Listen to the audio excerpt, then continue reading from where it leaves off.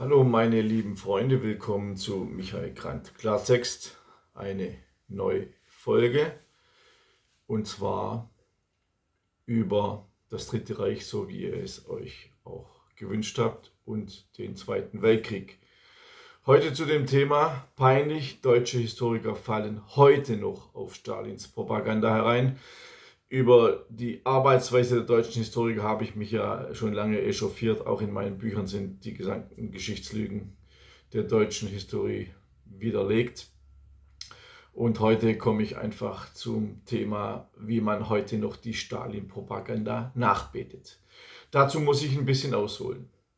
Mit der endgültigen Festlegung der deutsch-sowjetischen Demarkationslinie kam knapp die Hälfte des bisherigen polnischen Staates unter nationalsozialistische Herrschaft. Also es geht um die Zeit nach dem Polenfeldzug, nach dem Überfall der Russen auf Polen, nachdem Polen zwischen Deutschland und Russland oder der Sowjetunion aufgeteilt worden ist. Im deutschen Besatzungsgebiet lebten damit 20 Millionen Landeseinwohner, etwa 65% der polnischen Bevölkerung. Im deutsch-sowjetischen Vertrag vom 23. August 1939 war ausdrücklich festgelegt worden, dass erst im weiteren Verlauf der Entwicklung über den Fortbestand eines unabhängigen polnischen Staates entschieden werden sollte. In Berlin bestand zunächst nur die Absicht, die ehemals deutsch-preußischen Gebiete und Danzig wieder in das Reich einzugliedern. Es mag überraschend klingen und wird vom Mainstream natürlich verschwiegen, dass Hitler trotz seiner Verärgerung über die polnische Unnachgiebigkeit und die grausame Behandlung der Volksdeutschen in Polen die Möglichkeit und Achtung eines Weiterbestehens eines polnischen Reststaates nicht von vornherein ausschloss. Ich wiederhole, Hitler schloss den Weiterbestand des polnischen Staates nicht aus. Das hört ihr so in den Geschichtsbüchern nicht. Stalin andererseits hatte hingegen kein Interesse am Weiterbestand eines polnischen Staatswesens. Zudem sorgte die Sowjetregierung durch eine rigorose Besatzungspolitik, die auf eine Annexion Ostpolens hinzielte, für vollendete Tatsachen. Das veranlasste nun auch Hitler, eine andere Regelung für das deutsche Besatzungsgebiet zu suchen. Er gab die Gedanken zum Fortbestand eines Restpolens letztendlich auf, als Chamberlain sein Friedensangebot ablehnte. Verschwiegen wird also, weil Stalin Ostpolen annektierte und die Engländer keinen Frieden akzeptierten, gab Hitler seine Gedanken zum Weiterbestand eines Restpolens auf. Die staats- und völkerrechtliche Stellung des nicht in das Reich eingegliederten polnischen Gebietes unter dem Status eines Generalgouvernements wurde bis zum Ende der deutschen Besetzung nicht völlig geklärt. Durch den Austausch des Gebietes zwischen Weichsel und San gegen Litauen gelang es Stalin, ein Territorium in Ostpolen in die Hand zu bekommen, in dem die Ukrainer und Weißruthenen die stärkste Volksgruppe bildeten.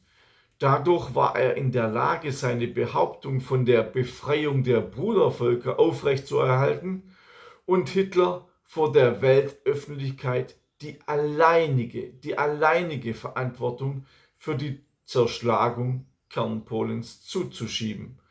Auf diese Stalin-Propaganda fallen die deutschen Mainstream-Historiker bis heute herein, weil ich habe ja erläutert, dass Hitler eigentlich ein Restpolen nicht ausschloss, den Bestand eines Restpolens, aber durch die Umstände von Stalin und Chamberlain er dann entschied, dass man keinen Restpolen haben sollte.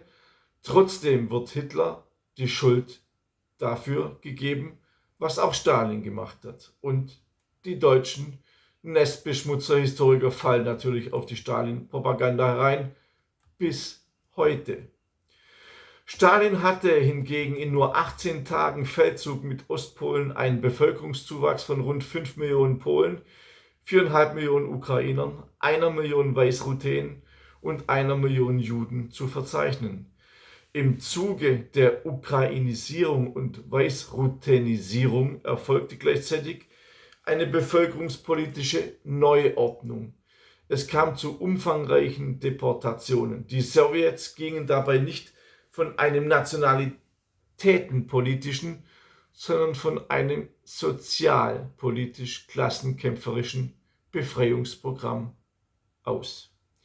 Bis zum Sommer 1941 wurden rund 1,65 Millionen Einwohner umgesiedelt, was bedeutete Verschleppung nach Sibirien. Mehr als 850.000 Menschen überlebten dieses nicht. Viele Berufssoldaten und Gutsbesitzer wurden von den Sowjets sofort liquidiert. Stalins Befreiungsprogramm im ehemaligen Polen kostete Hunderttausende von Menschen das Leben. Niemand regte sich über diesen Massenmord auf. Mit nur 700 sowjetischen Gefallenen hatte Stalin ein riesiges Territorium hinzugewonnen und zusätzlich vor der Weltöffentlichkeit Hitler die Verantwortung für die Vernichtung des polnischen Staates zugeschoben.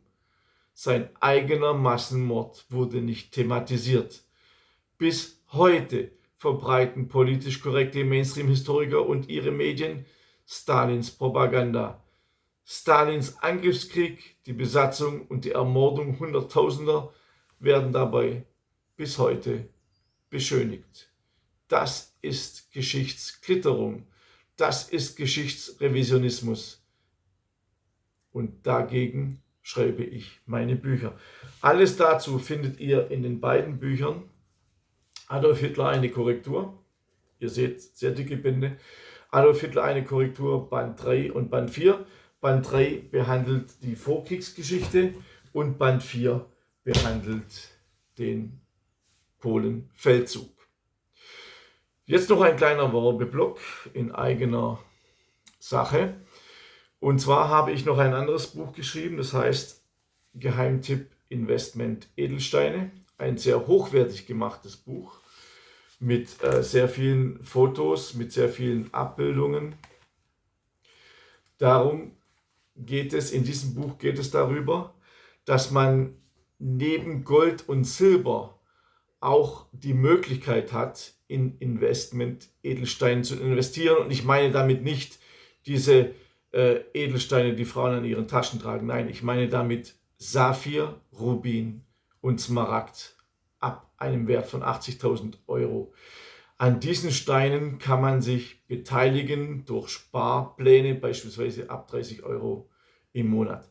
Alles dazu findet ihr auch auf meiner Homepage www.michaelgrant.de, denn dieses Buch gibt es exklusiv nur für meine Leser. Es ist nicht im Buchhandel erhältlich.